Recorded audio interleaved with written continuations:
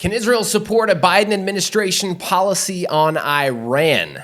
Bahrain is flip-flopping on their new alliance with Israel, and elections in Israel's Knesset are inevitable once again. All this and much more right here on the Joshua and Caleb Report. In a world plagued with anti-Israel propaganda, Hayovel presents the Joshua and Caleb Report, a positive voice of truth straight from Israel's heartland.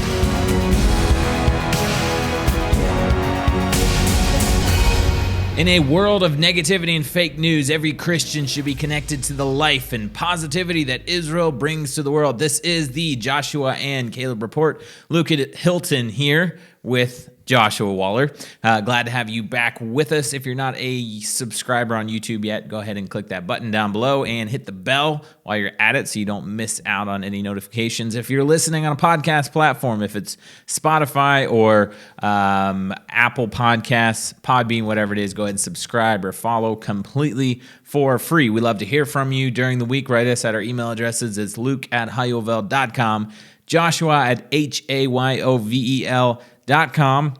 Thanks so much to the guys making the studio work this week. We're recording post-Shabbat. It's a Saturday night on December 5th. Right.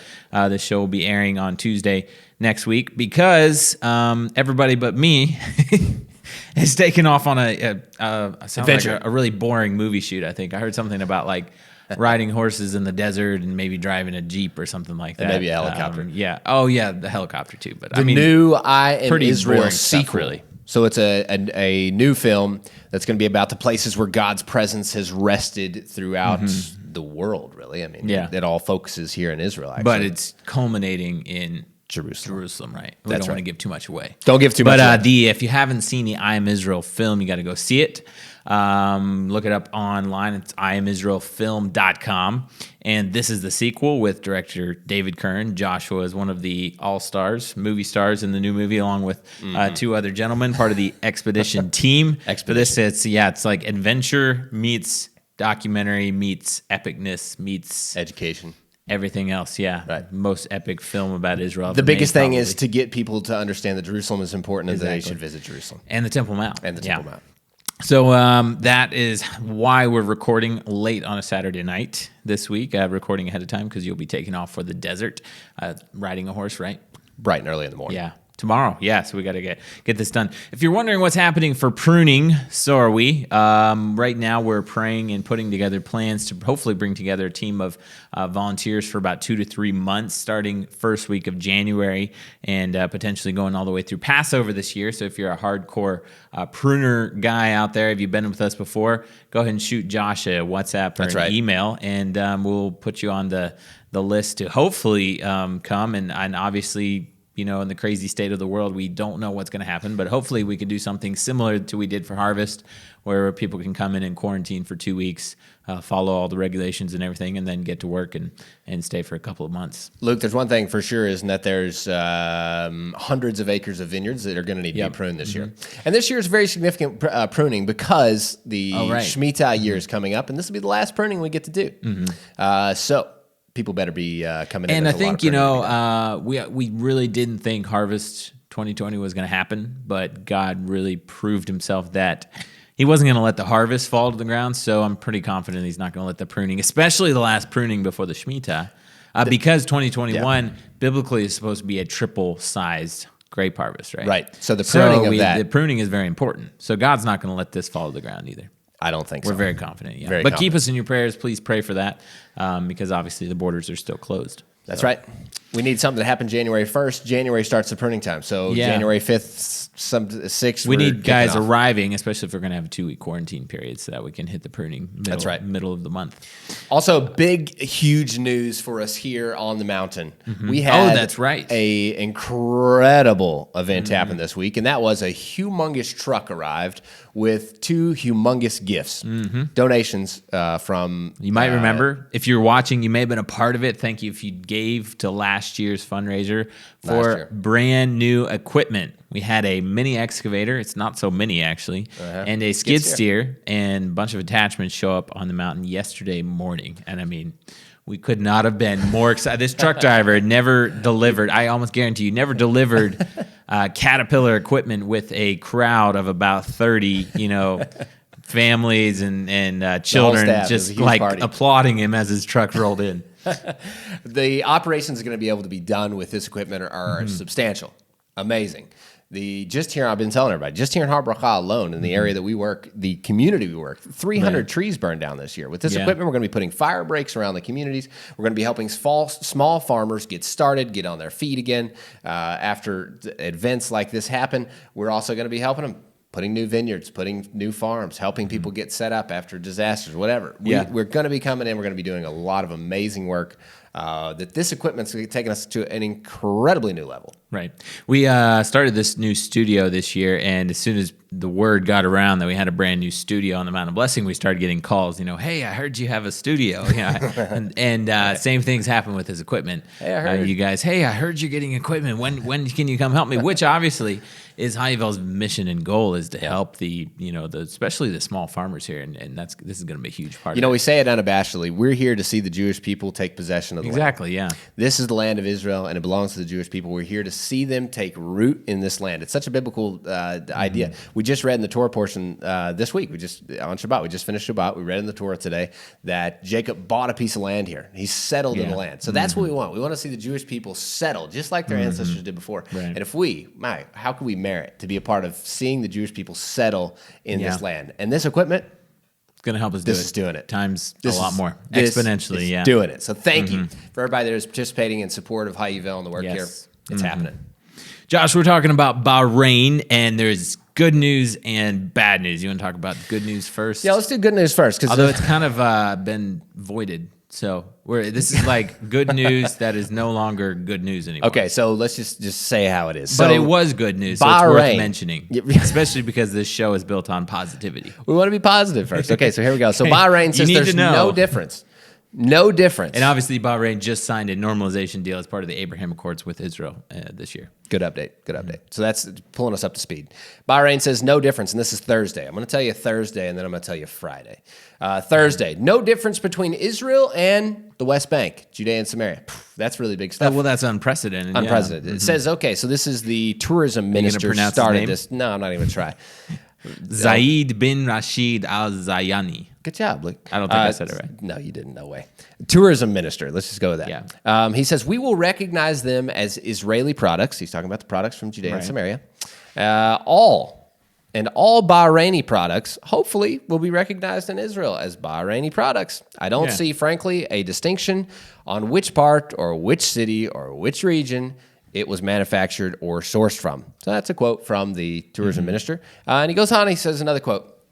He says, we will treat Israel and Israeli communities like we do Italian or German or Saudi companies. For that matter, he said, Israelis are as welcome as any other international company in Bahrain. That's like, oh, wow, that makes sense, right? Is that like abnormal to like treat people's products from other countries you're importing? It's like, oh, product of Saudi Arabia, product of Germany, product of Italy. Are you saying, oh, we're going to treat it like any other country? Is that like normal? Sounds pretty like common sense to me, right? I'm pretty sure this is a really common sense guy. And he didn't realize, I don't think he had checked the news on what actually goes on. He didn't realize he was Maybe he's trying to keep out of politics. Wave, yeah. And so obviously his remarks are massively praised around Israel. Here's a few comments. This is a huge, Efrat is an amazing community down in the south in Judea. The mayor of the Efrat community. One of the bigger settlements in Judea and Samaria. Deadravi says, now we must adopt this view, because he's celebrating this amazing statements. He says, now we must adopt this view with our neighbors within and without Israeli borders. Buying products from Judea and Samaria strengthens the joint industrial areas, bringing together cultures, and actually strengthens peace. Yeah, he's right. Wow. This is a message to Israelis and to the world. And Bibi Netanyahu actually is super excited about these quotes from the tourism minister. And he says, we are crumbling the Israeli-Arab conflict and turning it into Israeli-Arab cooperation, adding that the new relationship between Israel and the UAE will produce not only a new future, but will also a new present. And we are doing so with dizzying speed. Netanyahu says this. So this all happened on Thursday this week, right? It was a big deal. it might sound normal to you, might sound just like common sense, like what might happen in any normal country around the world. Now, unfortunately, to people like us, it sounds a little too good to be true, and I feel like we should have some, minor music right here because it kind of all just flopped. The interesting thing was I actually studied for a little bit on Friday. Yeah, for the show, and so I was studying about it, and I was like, okay, wow, this is amazing. Like, boy, Luke and I, we really could be put in the category of skeptics because we really looked into the Bahrain deal. We looked into I was thinking we're looking at Saudi Arabia. Arabia. Because we called it out. It's not necessarily going to be the best deal. Right. And so we're looking at all I was thinking things. that. I was like, wow, it actually is turning out to be a great deal. Bahrain's coming through.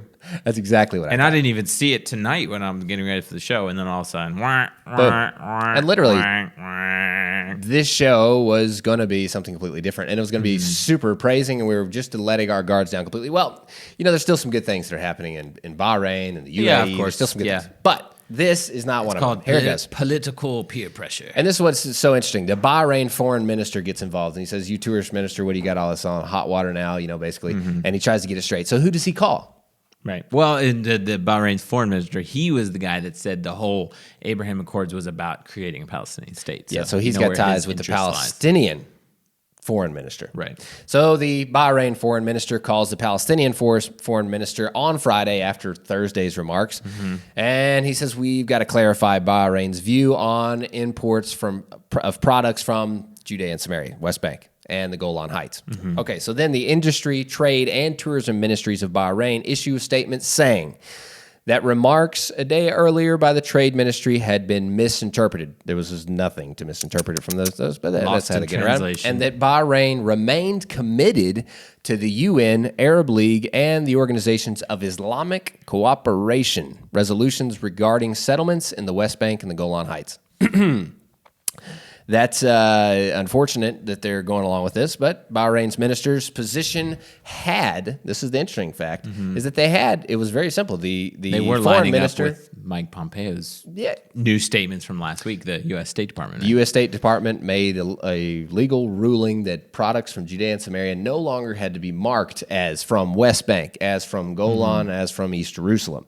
Right. They could be marked as simply made products from Israel. They're made by Israelis. They're made from Israel, and that was the U.S. Protocol, and Bahrain was going along with American protocol. Unfortunately, they gave in to peer pressure, and now they're backtracking everything that they said. And they're going back along with European protocol. Right. European protocol, as of 2015, requires that any products made in Judea, Samaria, East Jerusalem, Golan Heights be marked as those areas. Yep, as Golan, West Bank, East Jerusalem.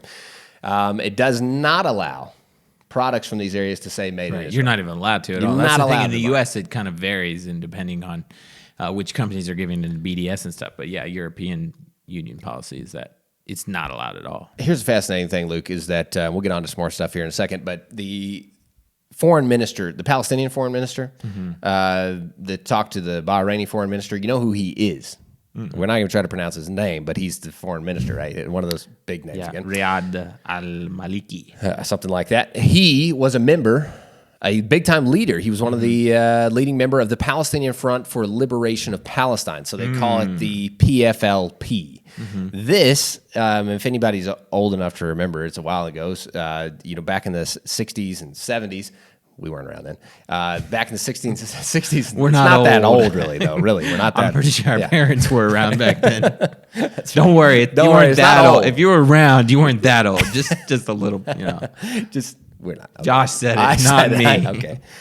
So it's back to the 60s and 70s. The PFLP was known for blowing up airplanes and causing terrorist attacks all around the world. Yeah. This is something huge. They're also they're like a Marxist group. They're everything bad you can think. They're a organization that was founded in 1967, along with Israel's 6-Day War. So they were back actually like a group that came along the PLO with trying to take over more of Israel. Obviously, liberation of Palestine is right there in the middle of it. So they're trying to liberate what the Jews have just taken. They're trying to take it back from the Jews. They oppose negotiations with Israel, and they oppose These guys are recognition of the state of designated Israel. as a designated terrorist organization by most countries in the world, at least sensible countries. They also favor a one-state solution to the Israeli-Palestinian conflict. You know what that looks like? When we're not talking about one Palestinian state, we're talking about one Palestinian state without Israel, right? That's correct, yeah. Yeah. Like I said, they're known for their terrorism around the world in the 1960s and 70s. They were also other people. So it's not just Israel that calls them terrorists. You know, a lot of the world actually gets it mixed up with who's a terrorist, who's not a terrorist, and a lot of people don't call out terrorism. But this group specifically, this man specifically, is noted by a terrorist, literally. His group is noted as a terrorist group by the Americans, the Japanese, the Canadians, the Australians, and the European Union. Sensible countries. Mm-hmm. For the most part. So this is the guy that talks the and they're Bahrainis. backed by Iran, which should trouble you. Yeah. And if it doesn't, then financial and military assistance. Yeah. From Iran. This is the Palestinian, the guy, their foreign minister. So he's the one that flipped everything so back Bahrain around on gave Bahrain. in to pressure from the foreign minister of the Palestinian Authority, who was a member of this terrorist organization from the 1960s. Luke, enough bad news. We should talk about the good news. And Norway actually has done something really amazing. Norway's good at, has kind of a record of standing up, I guess going upstream, going against the mainstream. Yeah, because the UN put the blacklist out, right? So the UN has this 112 list of organizations that you said should boycott. Well, one of those lists is the Agenza. It's like it's a part of Expedia. And they're on the UN blacklist, believe it or not, as well as like Airbnb and a lot of companies that because they choose to operate in Judea and Samaria and Golan Heights, right? They choose to operate with Jews in Judea and Samaria and the Golan Heights. So the UN says, we're putting you on the blacklist. There's, like I said, 112 companies on this list. And because... like companies you would recognize. Big companies, yeah. Booking.com, there's a whole ton of TripAdvisor. Motorola, Motorola, excavator companies. There's some big, huge ones all over. General Mills, tons of food companies are on this list. So this is... Norway says, okay. Who cares? Who cares? And they actually said, who in the world actually goes by the UN blacklist anyway? Nobody. Yeah. Nobody goes by it. No nation regards the UN blacklist. So they said, okay, so we're not going to do that, and we're going to work with these companies and so what if they work inside Judea and Samaria? So way to go, Norway. We want to congratulate you and keep going. We're going to keep congratulating you on these kind of things. Josh, we got to talk about elections because it looks like the 23rd Knesset is about to dissolve. They've passed preliminary readings for a bill that will dissolve the Knesset and force early elections. Yeah. And Benny Gantz, who's the leader of the Blue and White Party, has said if a 2-year budget is not passed tomorrow, which is Sunday, which will be, by the time you see this a few days ago, he's going to dissolve the Knesset, and he definitely has the power to do so because he's the second largest party in the coalition, and if he drops out, the government falls apart because they won't have a coalition anymore. A 2-year budget happening, I think it's like a 99.9% chance not happening. Right. Because if you remember, after the elections, that was one of the stipulations that a budget had to be passed by a certain date. Then the Knesset passed a law that date was extended by 100 days, and now that time is just about up. And Prime Minister Netanyahu wants a 1-year budget. Benny Gantz won't agree, wants a 2-year budget. Nobody can agree on a budget, so now they're about to dissolve the government over it. Sounds kind of crazy. Which is about time, Luke, just to explain to everybody. Yeah. Basically, we have a two-headed government here. Right, and we'll get more into that in a second. But basically, the government has not been functioning. They say it was a unity government originally because Likud and Blue and White came together, which Blue and White is like a center-left party. Likud is a center-right party. And they came together and formed what they called a unity government, but they haven't done anything that really could be called unity whatsoever. They can't agree on anything, get nothing, absolutely pretty common done. of a unity government. Not a lot gets done. So what's going to happen? Elections are happening for the 4th time in a year and a half, right? Something like that. And right now the polls are saying that the Likud, which currently has 36 seats, is going to if elections were held today, would go down to 29 seats. Not so popular. And Yamina, headed by Naftali Bennett, we'll talk about more in a second, currently has 5 seats. They would go up to 22 seats, so they could be the party to watch in these new elections, which hopefully would be a very good thing because traditionally they've been known as a very, very right-wing party. The right-wing bloc would be predicted to win 65 to 70 seats, which you only need 61 to form a majority. So that is what's happening with elections. We'll keep a close watch on it in the next couple of weeks and months ahead. Now, I want to talk a little bit about an article from Caroline Glick, a right-wing, well-known journalist here in Israel. She's saying that, and obviously we talked about Likud and Blue and White not been able to get anything done, and that's why they're dissolving the Knesset right now.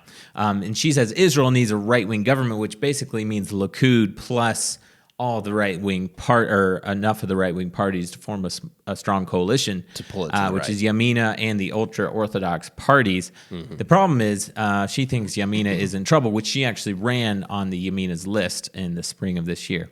Anybody knows, Caroline Glick ought to know. Yeah.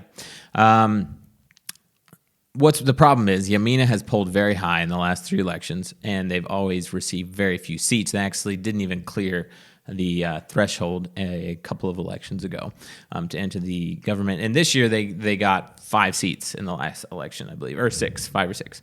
Problem is the leaders of Yamina, Naftali Bennett and Ayelet Shaked, have been catering more to non-ideological and non-right-wing voters, and they haven't paid so much attention to their own supporters. And they've also, which is interesting to me, that they've also started talking more about how they'd be willing to lay aside like really important issues like legal reforms.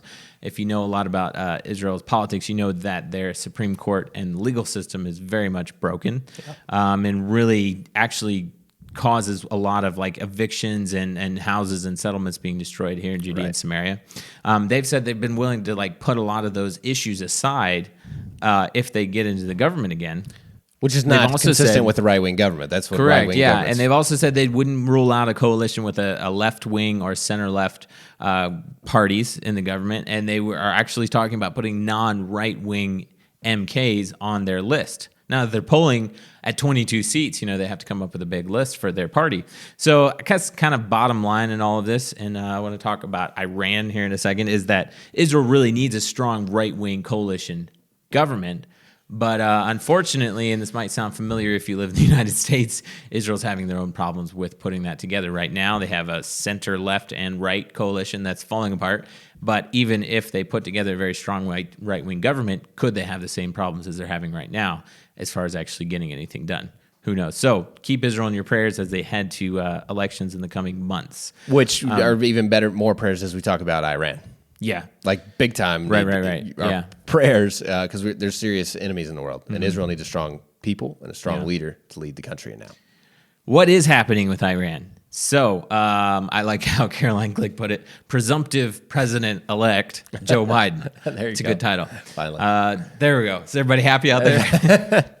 Presumptive President-Elect Joe Biden actually had an interview with the New York Times this week and said that he wants to return, and no surprise, return the United States to the nuclear deal with Iran. Now, and which would mean immediately rescinding all the sanctions, the economic sanctions that are currently on Iran from the United States. Problem is, Iran's already said there's no way they're returning to that deal, and they've already decided that they're increasing uranium enrichment by 20%, which is speeding them on their way to a nuclear bomb for sure. So that's problem number one. The problem number two, even if the deal was reinstated, it would expire in 5 years, which is 2025. So right now, even if the deal was in place, the deal doesn't even allow international powers to keep Iran from enriching uranium. So the deal is put in place. They continue to enrich uranium. Expires in 5 years, 2025. Iran can not legally, but nobody's going to stop them from making a nuclear bomb right away. Because they have no enforcement mechanisms. Their inspectors only allowed to visit civilian sites, and Iran decides what's a civilian site and what's a military site. So it's just full of problems. And the big question is, can Israel support President Biden, or presumptive President-elect Biden, in his Iran policy? And the answer is no, but to do that, Israel needs a very strong right-wing government. Right. So this kind of all ties together because there's no way Israel is going to be able to support the American administration in an Iran policy. So they're going to have to go against that, but they need to be strong themselves. But not only do they have to go against American policy, they actually have a formidable enemy in Iran that's targeting to annihilate the whole country. Right. So you have Joe Biden actually saying that Iran will not have a bomb, but effectively he's giving the full right to increase and to allow Iran to have the bomb. So he's actually opposite of what he's saying, which is very clear. Yeah. So Israel, so it's a big issue for Israel. I mean, one way or another, and of course we don't know, but this has to be tied to the assassination of the Iranian nuclear scientist last week. Obviously, Israel is they're looking engaged. at other methods for sure. How can we do this behind closed doors and not publicly go against the American administration? So. Right. Josh, we have to wrap up the show, but let's finish with a little bit of good news, and that is former Jerusalem mayor Nir Barkat did a tour of Judea and Samaria this week. So that's a really... I've always been a big fan of this guy. Oh, yeah. He's kind of a guy, I think, that knows how to get things done. He left a very amazing history as the mayor of Jerusalem, very well looked upon. And he's put together an amazing plan, which we covered almost a year ago, I think, on our show called the Barkat Plan.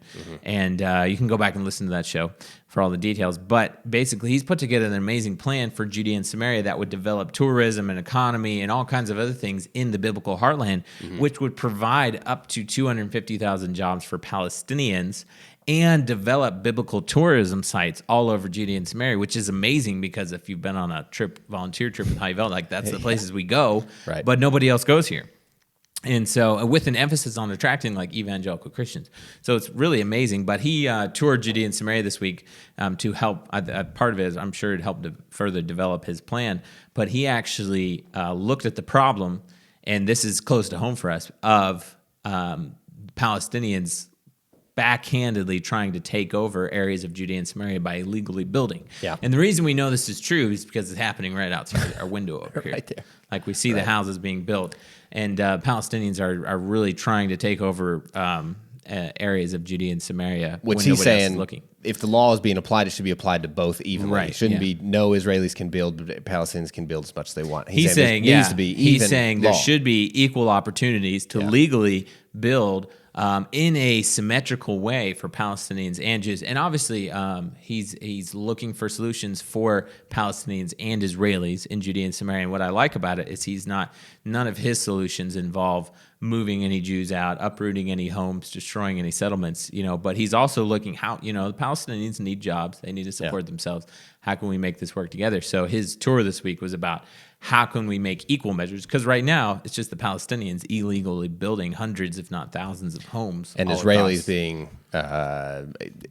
not allowed to build. Because Israelis kind of shrink inside their settlements and, they build and build up and, things like that. But Palestinians are just sprawling out over the hills. And like I said, if you don't believe that, you can come here and we'll show you because it's on the hillside right here. Right. Literally just houses coming over the Well, you have law-abiding citizens and they're made to abide by the law. And then you have people that are not citizens that are not made to abide by the law. So you have a major problem. Yeah.